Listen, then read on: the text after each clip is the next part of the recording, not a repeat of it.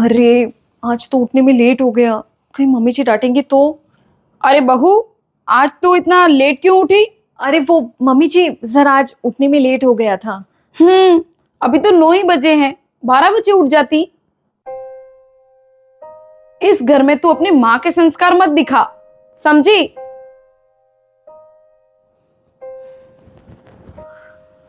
ये हर बात पर मम्मी जी मेरे घर वालों के लिए उल्टा सीधा क्यों बोलते हैं? हेलो, हाँ बेटा, क्या हुआ? उठने में लेट हो गया?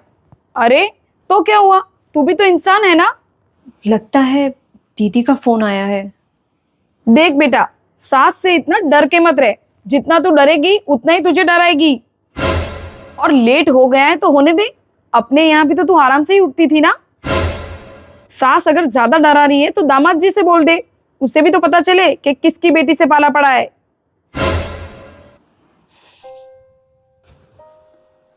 अरे प्रिया, किस सोच में डूबी है? वो मेरे बेटे को मेरे खिलाफ भड़काना भी मत, समझी? कुछ भी नहीं। अच्छा ठीक है।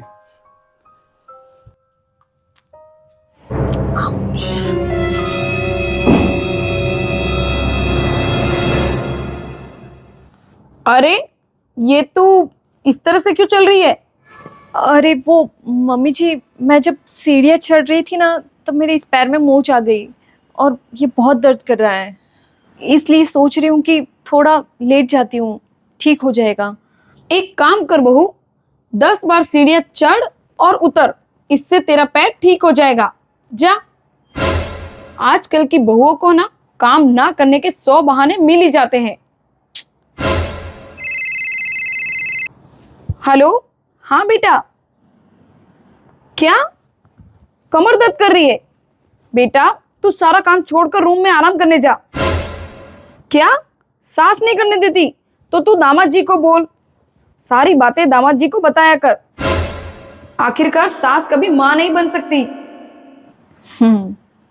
सही कह रहे हो, क्या सास कभी माँ बनी है? अब मुझे ही कुछ करना होगा। माँ, ये क्या बात हुई? प्रिया के पैर में मोच आई है और आपने उसे 10 बार सीढ़ियां चढ़ने और उतरने के लिए बोला? बेटा वो तो।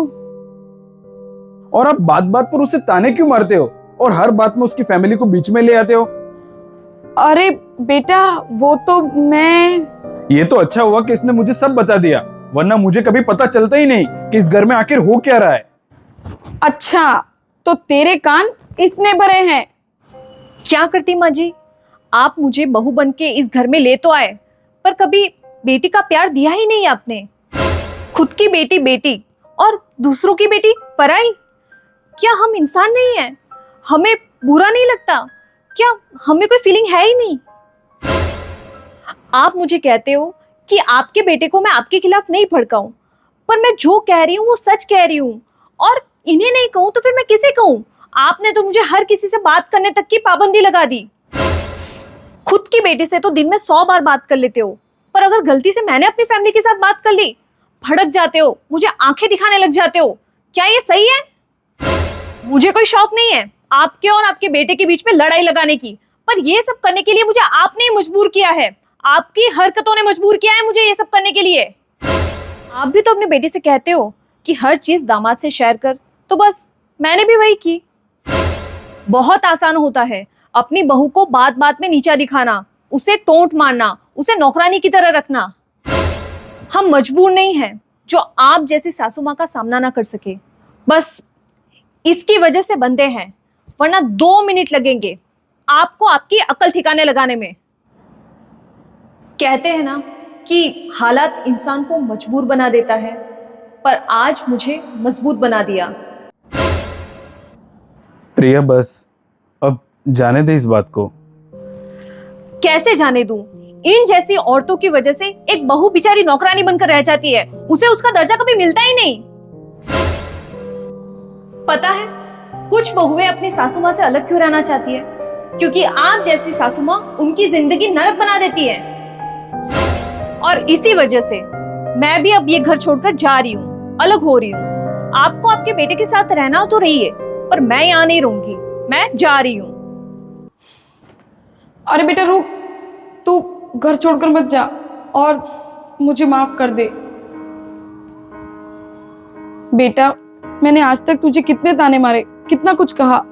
तू ऐसे घर छोड़ के मत जा, मुझे मेरी गलती सुधारने का एक मौका तो दे। प्लीज बेटा, मुझे माफ कर दे। मैं समझ गई हूँ कि जिस घर में बहू को बेटी बनाकर रखा जाए तो वो घर घर नहीं स्वर्ग बन जाता है। बेटा, अपनी इस माँ को एक मौका दे और मुझे माफ कर दे। अरे माँ जी, आप माफी मत मांगिए। मेरी तो बस यही इच्छा है कि जैसे आपको आपकी गलती का एहसास हुआ वैसे सबको हो। सास बहू का रिश्ता माँ बेटी के रिश्ते के समान हो। और मैं आप सबको छोड़कर कहीं नहीं जा रही।